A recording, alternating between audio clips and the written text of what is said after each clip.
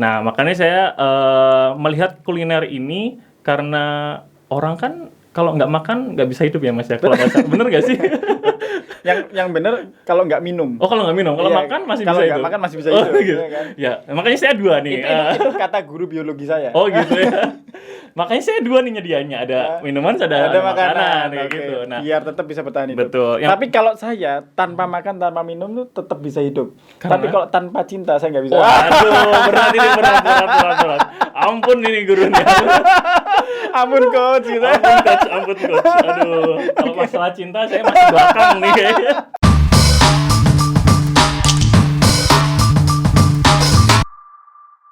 Assalamualaikum warahmatullahi wabarakatuh. Hai Kotlapa sekalian, jumpa lagi dengan saya Mas Irfan. Pada kesempatan yang penuh kebahagiaan kali ini, saya kedatangan tamu nih, juragannya Onigiri Kediri, Mas Nopal. Halo Mas Irfan. Nih, perkenalkan nama saya Naufal. Ya, saya sekarang ya usahanya ini nih, ada di depan sini nih. Semoga teman-teman nanti bisa mengenalnya lewat podcast ini ya. Oke, alhamdulillah.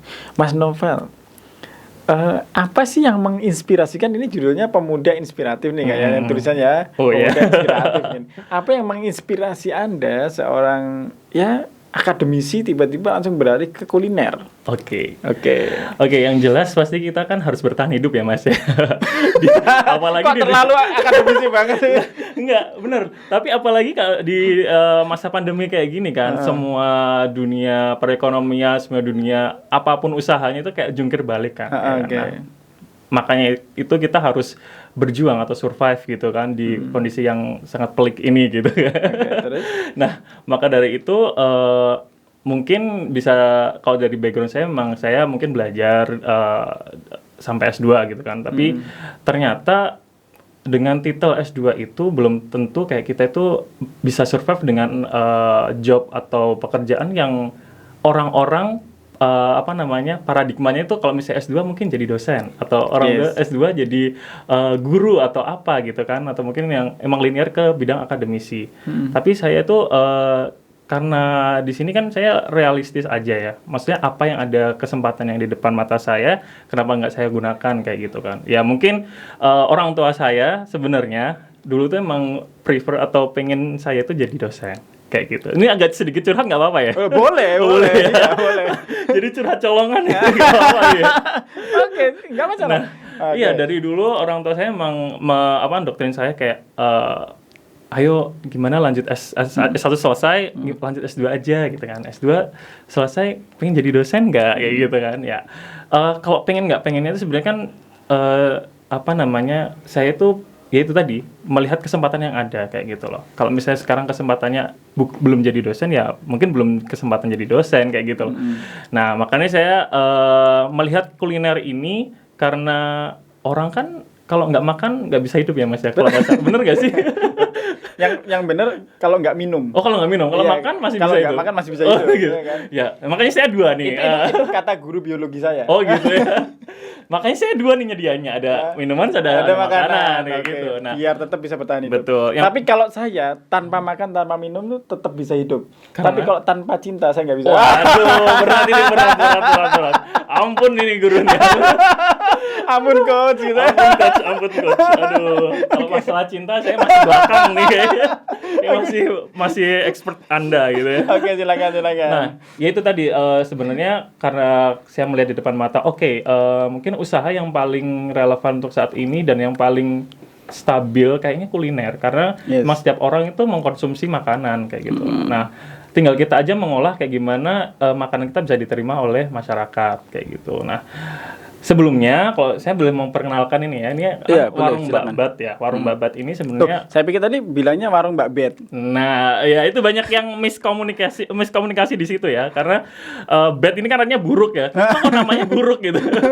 Banyak tuh yang bilang kok warung Babat nggak warung good aja, kenapa sih kayak gitu. Nah, ini filosofinya adalah karena ini pakai nama ibu saya, namanya kan Ibu Badriah. Nah, orang-orang familiarnya dengan Babat kayak gitu. Nah, karena dulu signature menunya itu adalah gado-gado sama sambal pecelnya ibu saya, Indonesian food, makanya dinamakan warungnya Mbak Bat kayak gitu. Nah, terus saya kan setelah lulus S2 itu kan pulang ya, karena saya lulus itu Februari Mas tahun 2020 kemarin. Wisudanya Februari 2020 kemarin dan Maretnya kan langsung lockdown ya Jakarta. Itu saya langsung pulang ke Kediri dan nggak balik-balik ke Jakarta kayak gitu. Makanya padahal di sana kemarin sudah jadi translator. Iya, sudah sempat kerja di sana dan sampai sekarang juga masih kerja. Nah, akhirnya kerja bisa remote. Di rumah kan banyak waktu luang kayak gitu. Akhirnya saya trial and error, eksperimen di rumah ngapain aja. Saya pernah sebelum ke kuliner ini saya bercocok tanam Mas di rumah. Oh my god. Bercocok tanam. Jadi jurusannya apa? Terus larinya kemana? Iya benar. Jadi saya bercocok tanam karena rumah kan baru pindah jadi masih ada lahan kosong. Nah itu jadi saya nanam, terus ya berbuah, ada tomat segala macam ya saya masak kayak gitu. Nah dari tanaman itu saya masak. Terus eksperimen kira-kira apa ya enaknya yang bisa kita lakukan gitu kan. Terus baru-baru akhir tahun kemarin saya kepikiran kayaknya saya harus bisa masuk ke makanan yang semua kalangan bisa icipi kayak gitu. Atau semua kalangan tuh bisa masuk kayak gitu. Nah, orang kan kalau sekarang kan sukanya makan yang makanan-makanan import ya. Betul. Makanan-makanan import ya gitu kan. Jadi kayak yang lagi ngehits. Yang lagi ngehits kan kayak gitu, Korean food, Japanese food atau enggak mungkin ya dari Eropa dan segala macamnya, dari Latin gitu kan banyak tuh kayak. Nah, karena saya dulu sempet bergaul dalam tanda kutip kayak punya relasi sama orang-orang Asia kayak Korea sama Jepang. Waktu di Undip, S1 saya di Undip, saya kan pernah ikut ISEC Mas. Nah, di ISEC itu saya sempat jadi leader projectnya, jadi itu banyak pertukaran budaya di situ. Ya pertukaran budaya bahkan sampai kayak ini pertukaran masak-memasak itu juga. Terus kamu masak apa waktu itu? Waktu itu saya masak apa ya? Gaduh-gaduh. Enggak, waktu itu kan karena di Semarang ya, Semarang, jadi saya mengenalkan makanan yang di Semarang. Jadi kayak tahu gejrot kayak gitu, lumpia yang ada di Semarang. Tapi mereka kayak ngajarin, oh ini lo bikin. Kalau sushi di Korea kan namanya kimbap. Oh ini lo cara bikin kimbap, mirip-mirip lah ya sama sushi gitu. Jadi jadi ini sushinya Korea. Sebenarnya nih konsepnya saya ke Jepang sih sebenarnya, lebih ke Jepang. Karena bisa dipanggil sushi aja. Sushi ya. Nah, jadi akhirnya dari situ saya belajar. Oh ternyata caranya gini, simple ternyata bisa kok dilakukan kayak gitu. Terus setelah S2 kemarin setelah selesai kayak di rumah itu selama di rumah kayak kontemplasi gitu, merenung. Enaknya dibikin kayak gimana ya nih? Konsepnya packagingnya kayak gimana? Bandrol harganya kayak gimana ya kira-kira? Oke, cobalah saya bikin. Jadilah kayak gini. Nah, ini kecil, simple, lumayan mengenyangkan juga dan murah harganya. Iya. Nah, ini kalau kemarin katanya si Kopi Mbak Darjo itu murah, enak, akeh. Betul. Kalau ini tadi apa? Simple, enak juga, murah. Oke. Lumayan mengenyangkan juga. Lumayan mengenyangkan. Karena murah biasanya ambilnya 2 orang-orang gitu. Gitu ya. Iya. Langsung 3, 2 kayak gitu. Betul. Makanya tapi ini varian menunya chicken katsu. Terus kemudian ada apa lagi? Ya, jadi ada sementara ini ada 3, Mas. Jadi ada chicken katsu onigiri, itu nasinya yang segitiga itu. Terus yang kedua ada sushi, chicken katsu sushi, itu jadi ada sushinya 5 butir gitu kan. Terus ada chicken katsunya juga. Yang terakhir ada ebi furai. Ebi furai itu udang yang dimasak tepung. Beda sama tempura ya. Jadi orang biasanya lihat, oh ini tempura ya Mas, bukan, ini ebi furai kayak gitu. Itu beda di tepungnya, penepung tekniknya beda. Tekniknya sampai segitunya. Terus yang ngajarin siapa? Ya kan YouTube di mana-mana kan Mas. Seperti platform ini kan kita bisa belajar juga dari platform kayak seperti ini ya nggak sih? Bener ya? Betul sih. Ya kan? Ya kan sekarang kalau menurut saya tuh bisa belajar di mana aja, dari siapa aja, kapan aja kayak gitu. Betul, luar biasa sekali. Jadi berkah pandemi. Ketika ada pandemi kemudian orang-orang jadi lebih kreatif, jadi berimprovisasi lebih banyak. Betul. Saya pikir juga seperti itu. Oke. Mas Noval gitu.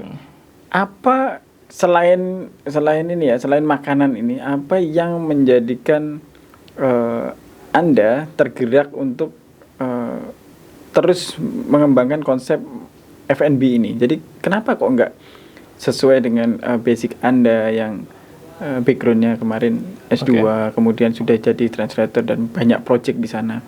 Kok tiba-tiba langsung makanan dan harus bertahan hidup, itu kan sesuatu yang sangat sederhana dan keluar dari jalur akademisi yang selama ini sudah bertahun-tahun Anda tempuh? Ya seperti yang saya bilang tadi, kalau misalnya orang tuh kan cenderung berpikir kalau misalnya sekolah tinggi itu harus jadi akademisi gitu kan. Nah tapi kan kita belajar tinggi-tinggi kan tidak hanya untuk itu. No. Maksud saya begini. Adakah misi tertentu yang sesuai atau linear dengan idealisme yang sejak awal Anda bawa? Itu misalkan apa? Ini hanya sekedar batu lompatan. Setelah ini selesai, setelah pandemi selesai berarti selesai. Atau memang Anda pengen membumikan makanan yang halal dan menyehatkan? Kan makanan Jepang ini terkenal paling sehat kan ya? Ya bisa jadi, bisa seperti itu ya. Nah iya.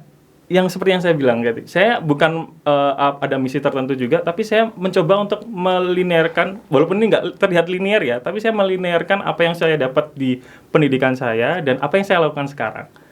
Nah, saya kan jurusannya komunikasi Mas S2-nya. Nah, saya belajar branding, belajar bagaimana sih bisa kita menggait orang untuk tertarik dengan produk kita, kayak gitu. Bagaimana kita bisa membuat packaging yang menarik agar orang itu, kayak lihat pertama itu first impression-nya kok menarik ya, ini makanannya lucu kayak gitu.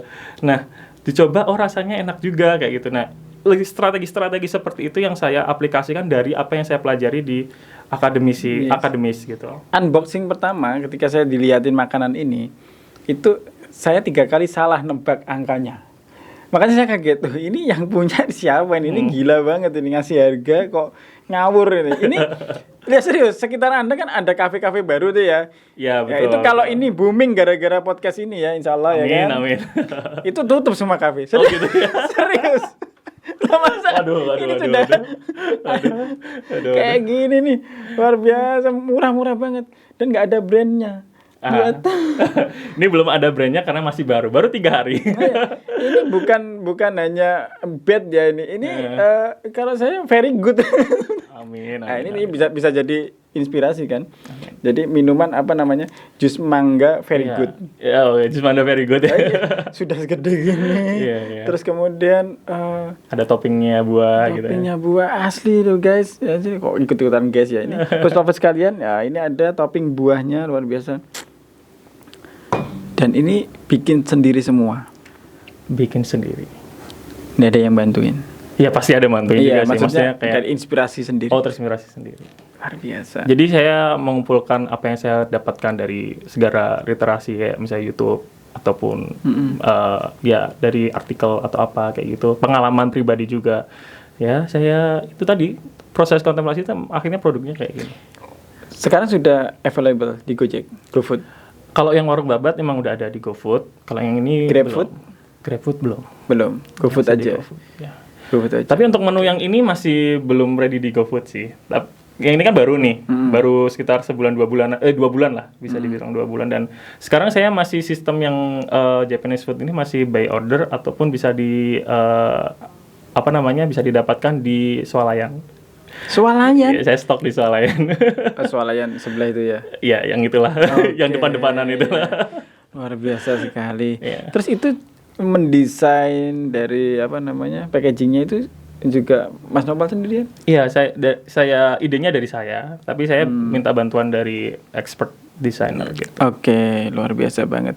Mas Nopal melihat ya potensi pandemi yang masih sampai hari ini belum jelas seperti ini, kemudian efeknya itu sampai yang hari ini banyak membunuh potensi-potensi besar dari aspek bisnis manapun gitu. Kira-kira nih ya, menurut feeling Anda sebagai seorang akademisi dan sekarang praktisi bisnis UMKM itu akan bertahan seberapa jauh ketika dia nanti menemukan titik survive kemudian langsung dia bisa istilahnya meledak lah ya, menemukan boomingnya begitu. Saya pikir kalau bisnis UMKM ini memang nggak ada matinya sih Mas, menurut saya. Jadi akan terus berkembang terus, dalam arti ya menurut saya ya, kalau pekerjaan apapun itu bisa jadi ujung-ujungnya tetap ke arah bisnis. Misalnya seseorang yang udah pensiun gitu ya, misalnya kan dia bingung setelah pensiun mau ngapain, mungkin dia akan berusaha untuk menjadi pembisnis juga kayak gitu loh.